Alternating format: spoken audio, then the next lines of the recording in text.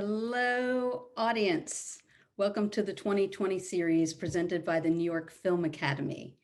The 2020 series are creative conversations with visionaries about craft, creativity, and collaboration. We will have 20 minutes of shop talk with my amazing seminal guest, and then 20 minutes of answering questions from you, the global audience. This is your time. If you want to find out from a real pro who really knows his stuff about cinematography, filmmaking, as well as he is a director as well, then you definitely want to write into Tommy Maddox-Upshaw, who is our amazing, fantastic guest. And hello, Tommy. Oh, groovy. Hello, what up, Liz? Oh How my you God. doing? Very exciting. Thank you so much. I was able to track you down right before you fly out. Yes, yes. Trust me, I'm excited to be here with you guys. NYFA means a lot to me. My students will tell you that we have a good time, and NYFA has been I will say my laboratory for years, getting up to this point of such things as my shameless plug for my show Snowfall, but a lot of my approach and my thinking about approaching such things as Snowfall and On My Block and other places started at NYFA. So I really am grateful to the school for what it helped me, do in my career. That is so great. And people always ask, they ask me, I'm sure they ask you all the time, like, what is your style? And would you say that are cinematographers supposed to have a style? And what would you say are attributes of yours? I would say, right now the phase that I'm in is quite colorful. I think I am expressing a lot of the things I like to do through color. I think on my next project, I may shift it and make it more about optics. So I think that my style is very much based, visiting kind of my foundation into the film business altogether, which is kind of like leans into a level of the colorfulness of the hip hop that I got introduced to the business through like in the 90s, but it's a bit more, at times it could be subtle and Snowfall could be bold, but it's kind of like it's just one of those things. Like that's what I feel now. But I think for my next project, I think Snowfall calls for it, but I think my next stuff will be a little bit more optical in terms of my style and my approach of it all.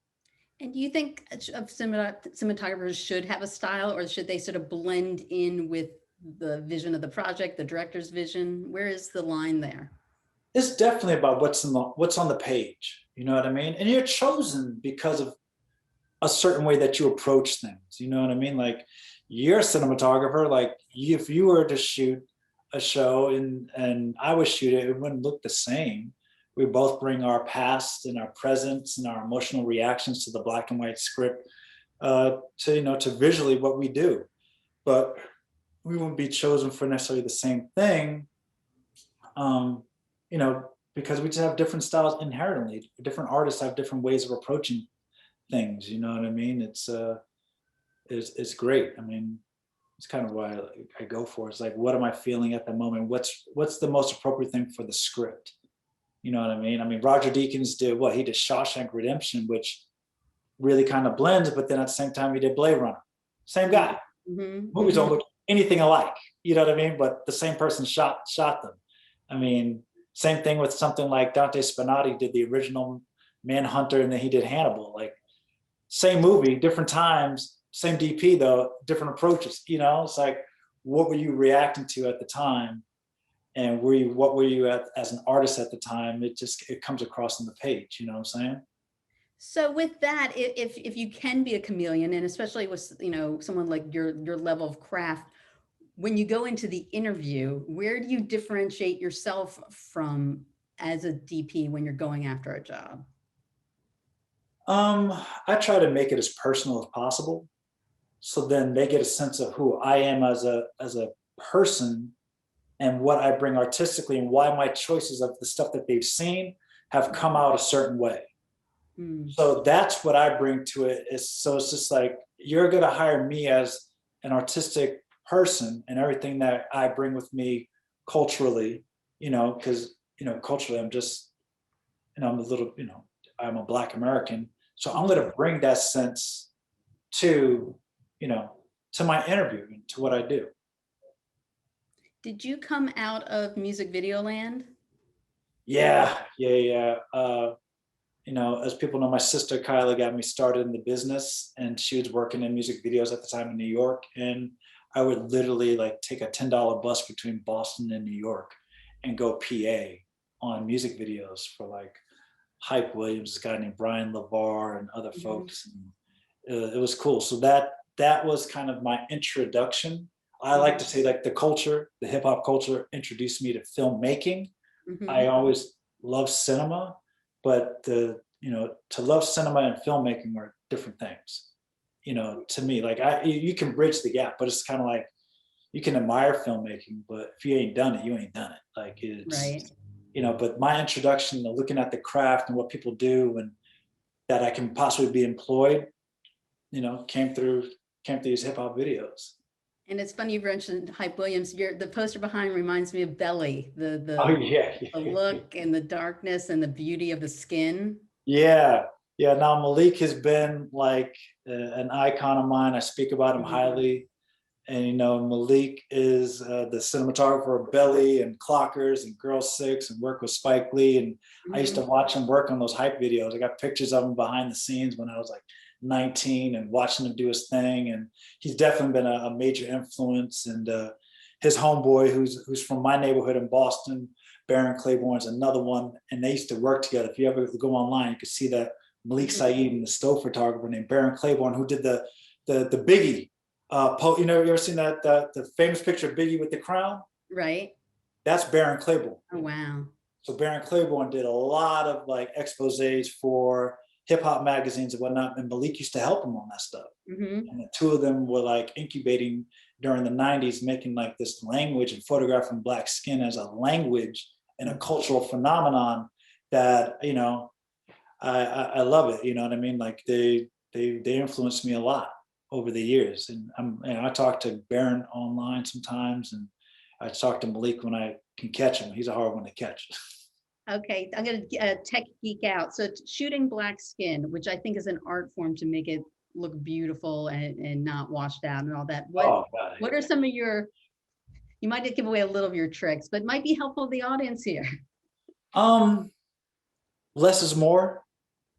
The reflective nature of brown skin tone to me, I think is easier to light at times because it's and you can nuance it, I think, a lot easier because of the way that it reflects color, tonality, and sucks up light. So things can fall off quite dramatically by bringing it from one side, like my window.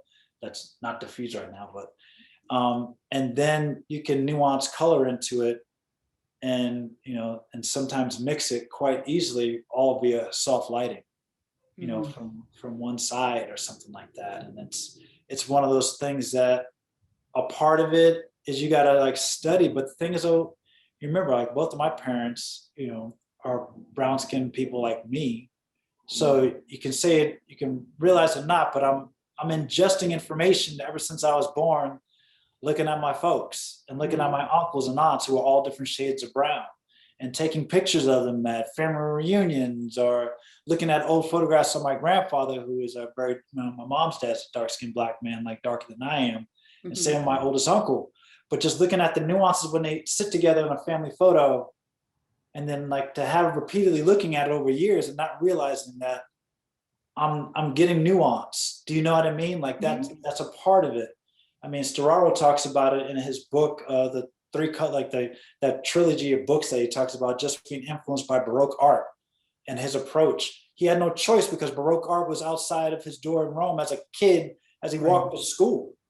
So like hip hop culture, listen to music, the way my neighborhood was, in Boston, like it was all, it's like either it was Black, Caribbean, Latino, it's like people wore bright colors, like, triple down goose, folks is wearing either black, red, blue, you know what I'm saying?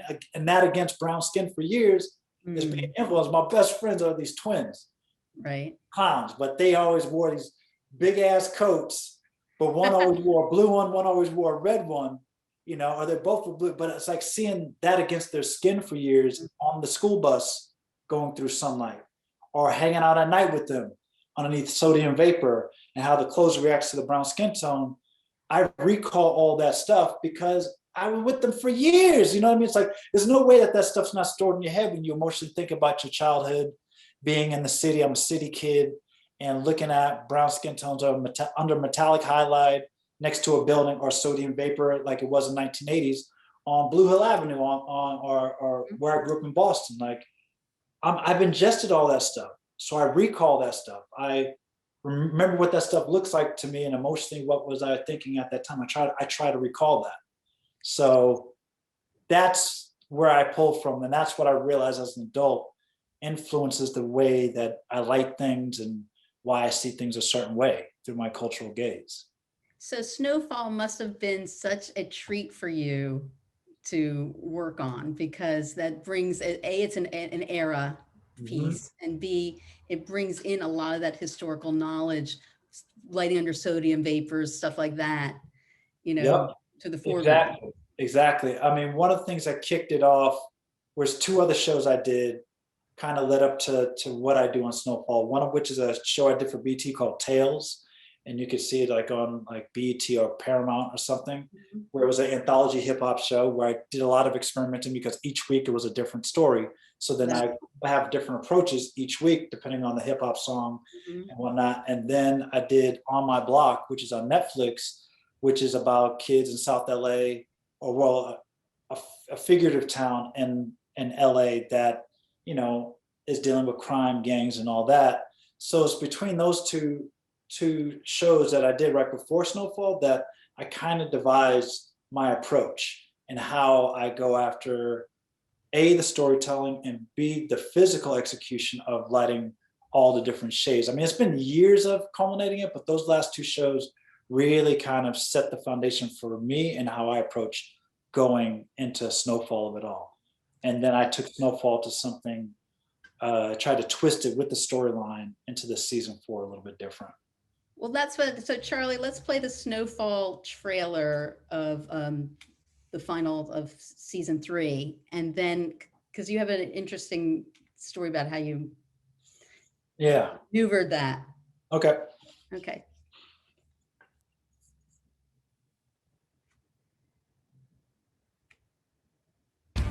Franklin Saint murdered my dad.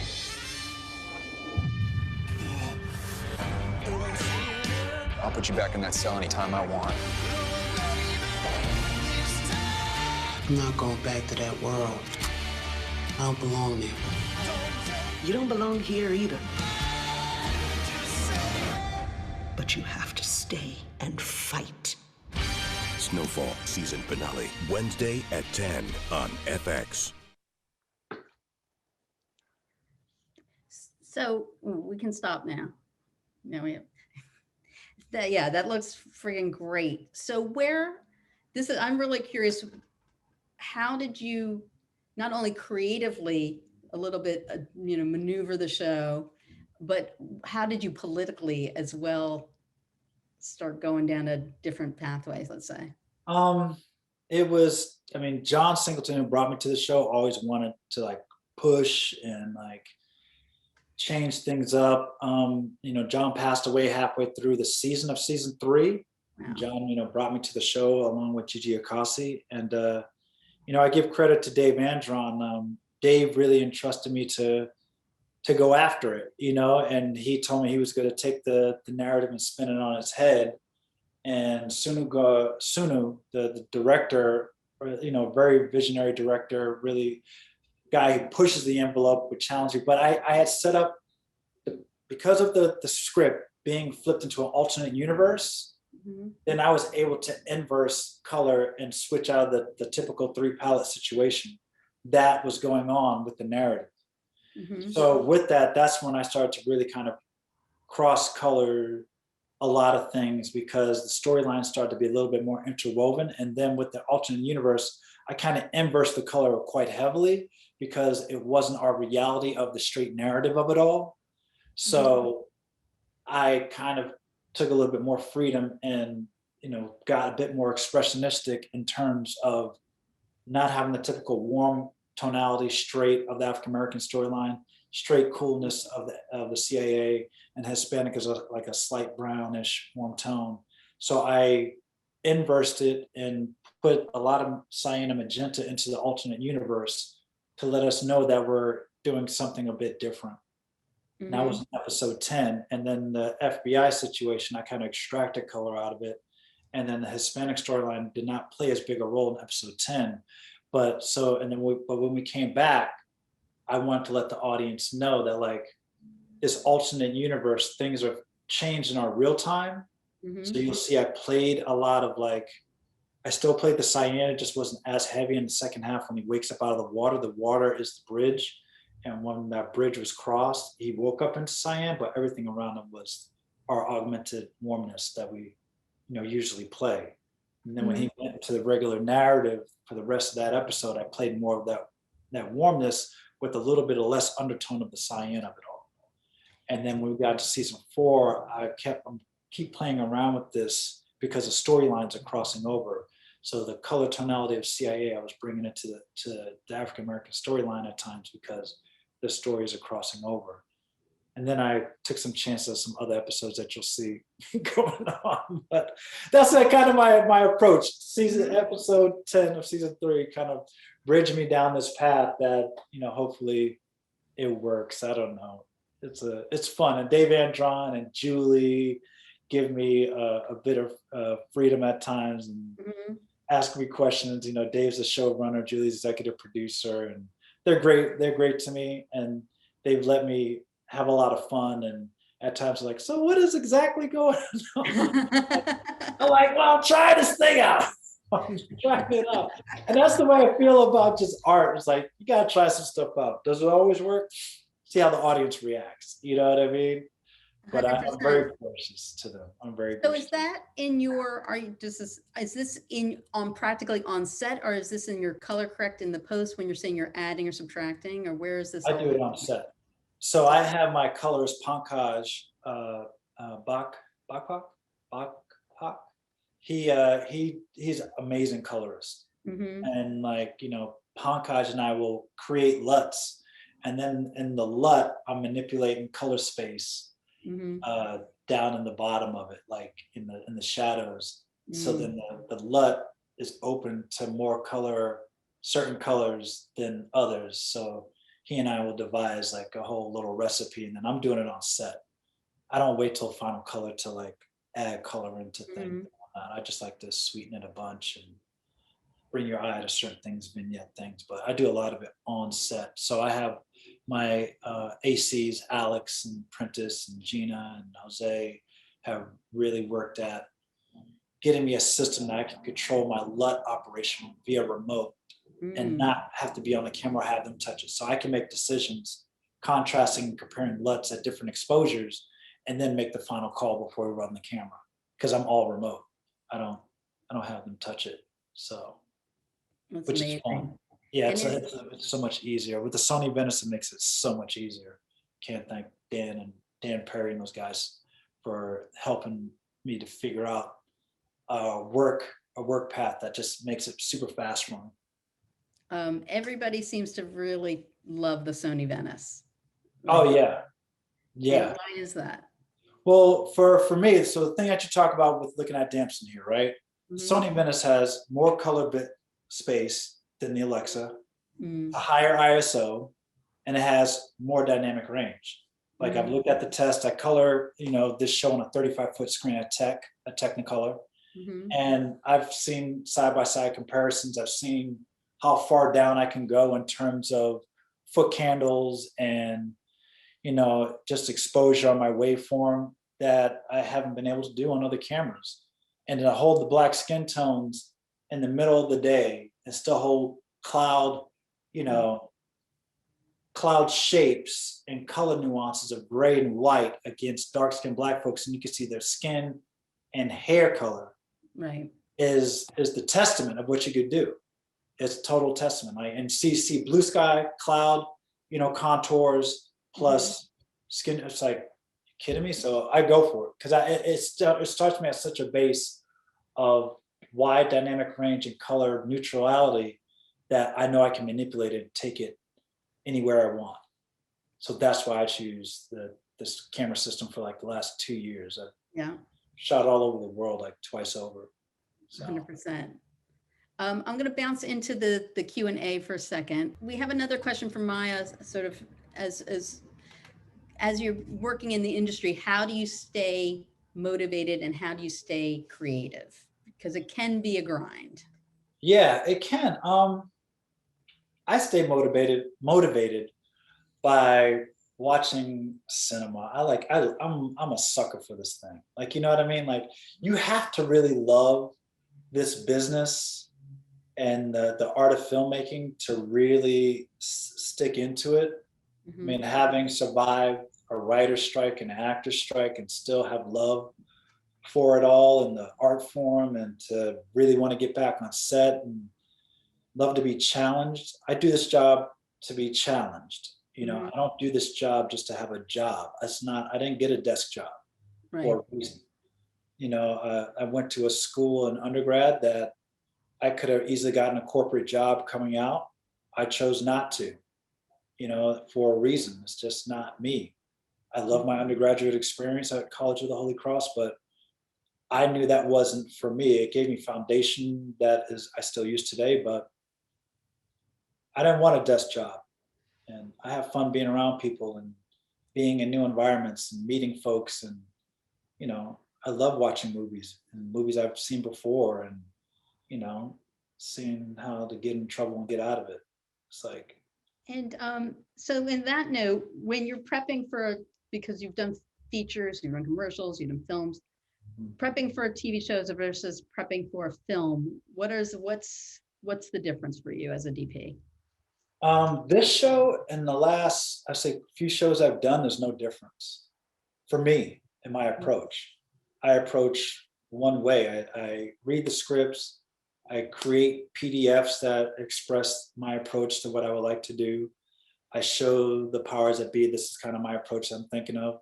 So then I can justify rentals, certain scheduling, all that stuff. And, you know, and as long as they like creatively what I'm going to bring to the table, then I can say, well, let me go after, you know, let me approach it this way and go after. But I think the long form TV is much like is the new long form. It's the new, it's what features, you know, were before, you know, and I only operate kind of like one speed in terms of preparation and the way I do things and tackle things. It's you know, I'm a sports guy, as people know, and you play every opponent the same way. You prepare the same way each week. You don't play down. You keep at a certain pace. And one person that taught me that was Maddie Libatique. And Maddie only operates like one way. And it's like full on. Like it's on. We're on set. You don't sit down and you keep going, you keep going, and you keep pushing. You know what I mean? You don't slow down because it's a feature versus a commercial. You know, that's not 100%, 100%. And that's where I've seen, or I've also worked with cinematographers like, oh, we were on this humongous feature and now we're like doing this car commercial. Now we're going to like snooze a little bit, or we're going to, that's the pause button, or we're going to do something, which it's just disheartening. No, is not what we're doing, because then all of a sudden you develop bad habits. You know, I mean, there's guys I work with that, you know, they're like, oh man, we finished pretty early. I'm just like, that's the speed me and my team work. Like I've told people that from the beginning. Like, let's work a certain way so then we can keep being employed. You know, exactly. Do the hard work in the prep. That's where I do a lot of the work. It's like right now I have like a bunch of anxiety because I'm prepping my new show and it's pretty big, and I'm excited, but it's like I have a showrunner director that like is a machine. This guy does not stop. Like and he's amazing. He writes it, he's gonna direct it, but coming up with these worlds and doing like the sci-fi drama, and it's like, man, like it's like I'm like I want to keep up with him because the bar is set pretty high. And I'm like, all right, let's go for it, man. You know, but it's the prep where I have more anxiety than anything else. And do you go and test lights, or you're going to do camera tests, or how do you usually, like, what pulls your anxiety down? After the camera tests are done, I like to create this PDF of my approach. And then when I write down the visual arc, what I think the story arc that matches, that will go coincide with the visual arc, right? You know, you have black and white, and I put my visual arc on it and say, this is what I think should be the approach that will complement what's happening within the story. Then I break down of where we start visually, where's the climax, and how we come down a little bit. And with that, then I break down the technical approach into doing that. And that can mean everything from having a certain set of lenses in the beginning that change at the climax, that goes back to what we do, or we start, you know, and then, you know, one set of lenses change at the climax, finish with them. And then the color design. Does the color design, does the light design, in terms of quality of light, do we go soft light to hard light back to soft light? Or is it soft light to hard light, and then we just finish off on the hard light? And within that layering is where, you know, starting with the story, I build the layers underneath. And if everyone has an understanding of what I would like to do, then it's easy to be like, I need this, that, I need A, B, C, and E. I don't need D in order to make this happen. You know what I'm saying? I can save you guys some money if you agree to the approach in the first third of it, because I might be able to use these same lights on the approach for the rest of it, you know? And do you work with the same, like, so who do you have to bounce off these ideas with, just to get them out of your head, like to sort of go back and forth? Do you have a gaffer you will always work with, or? I mean, I always run it through whoever the big boss is, the director. And then I just kind of talk to my gaffer and let them know. They read the PDF, they've read the script, and they're like, oh, okay, I see why you say that. And they'll come up with ideas. Like my gaffer, Justin and Byron, who I've worked with for years now, both of them done different shows with me. And then the key grip that I work with on this, Bobby Thomas, you know, who understands light. I mean, that's a thing, you know, everyone just talks about the gaffer, but it's awesome when you can get a key grip that understands light as well, and how to shape it and make suggestions and manipulate.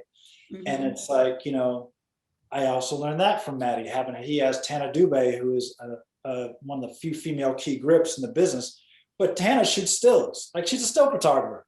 Like, she knows film because she shot celluloid, but she's a key grip, and she's dope. And she's done all these humongous movies. But when I hear their relationship, and she talks about manipulating light with Jeff, the gaffer, and to Maddie, it's because she understands photography. And the same thing with Bobby Thomas. Bobby understands light. Like, Bobby studies film. Like, Bobby's a USC guy, and then he understands cinema and nuance. And he's like, all right, why don't we shave a little bit off of here, because then we want our eye to go to that. I'm like, yeah, that's the right choice. Let's do it. You know what I mean? And I feel I can get you this if I have these type of rigs ready to get you certain cameras inside the car, or this, you know, it helps to have a team that understands cinema and light. And it's taken me years to find these guys, but they, you know, they do, and they get it. And now you lock them up. You try your best to. I mean, shoot, you try your best. I've had people get poached over the years. I bet. It is what it is, you know. So I'm just curious. So who are some of your like DP heroes? Oh man, where do I start? I already mentioned Malik. Harris Savides is an amazing cinematographer. Saw somebody in the chat. Of course, Roger. Ernest Dickerson's one of my biggest like influences to see people that have done it. Trying to think. I mean, there's so many. It's like, you know, it's like Darius is awesome. Darius Kanji. Darius is great. Paul Cameron, I'm a big fan of, and I've become friends with Paul over the years. And watching him and Claudio Miranda do their thing. Mandy Walker, I think, is one of the most underrated DPs ever. I love her work for years, and Ellen, and like, you know, Amy Vincent, who's become a friend of mine over the years. Amy and the stuff she used to do and did on Eve's Bayou and other things, and of course, like Chiba. I mean, I can go on. I mean, and that's one of the reasons why I went to AFI, is because I saw people that I admired, like Amy and Maddie and Bob Richardson and Janusz. They all went there. Caleb Deschanel, and I'm like, I want to go where they went. I'm like, I like the work that they do.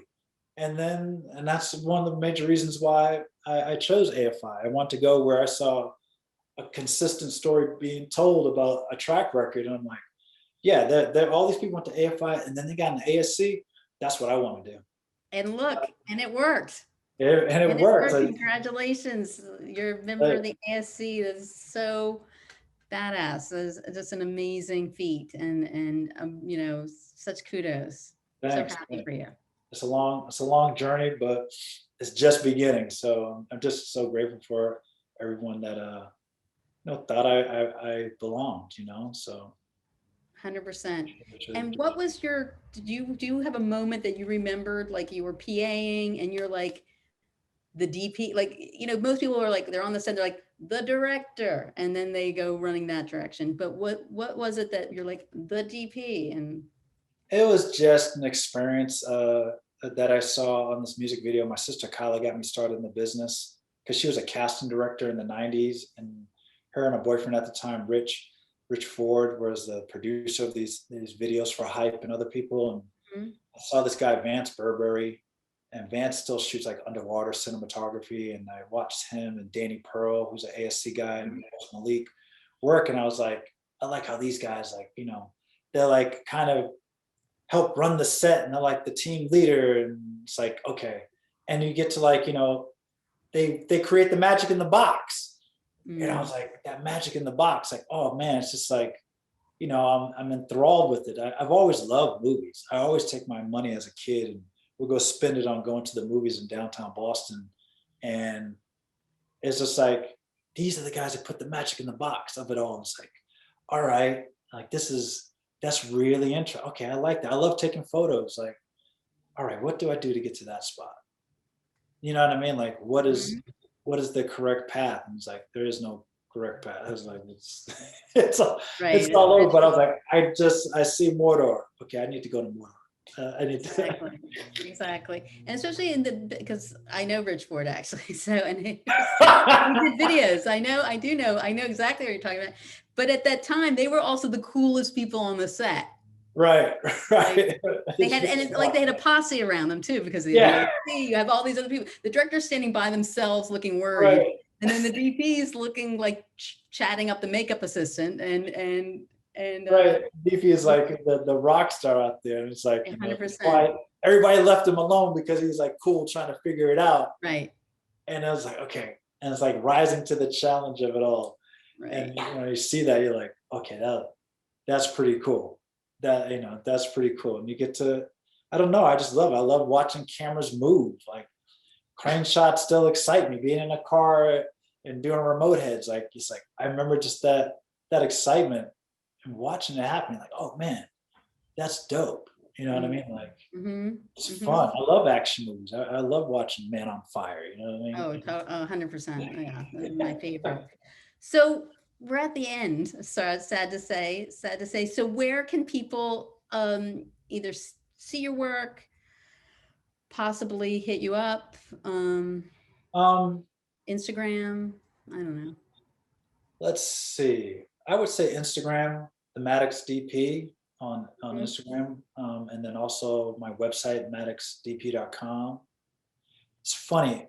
Somebody asked a good question. Can I answer this question? Yeah, please hit it. Somebody, Maya, says, what are your top 3 habits that have brought you where you are today? Oh, that's a great question. That's a great question. Always, here's one habit I learned from Shane. Do you remember Seamus Tierney?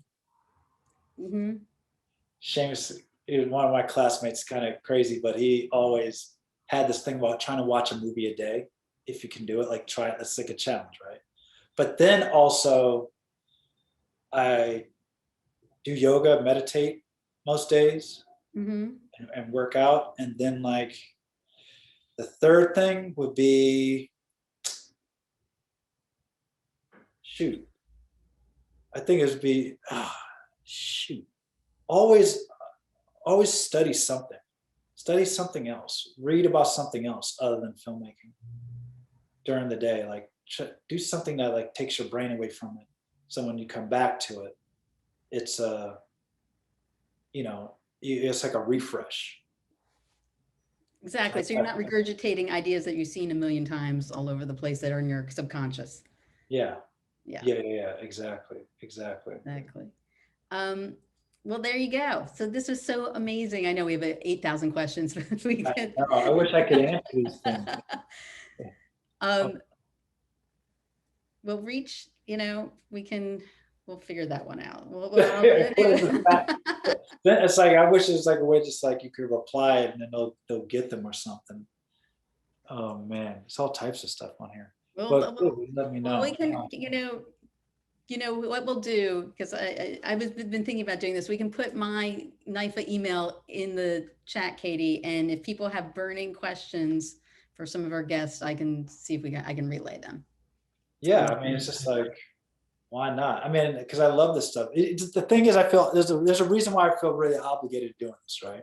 Mm-hmm. I remember in the late 90s, the ASC did one of their first chat rooms during the ASC open house. I was still in Massachusetts.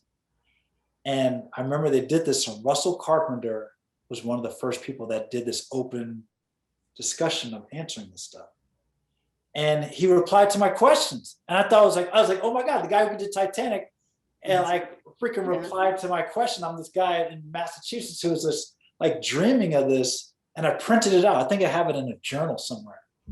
And it's like, now I'm a member, and it's like kind of one of those things like somebody did it for me. So I'm kind of like, why not? Because I know how much it meant to me to be like,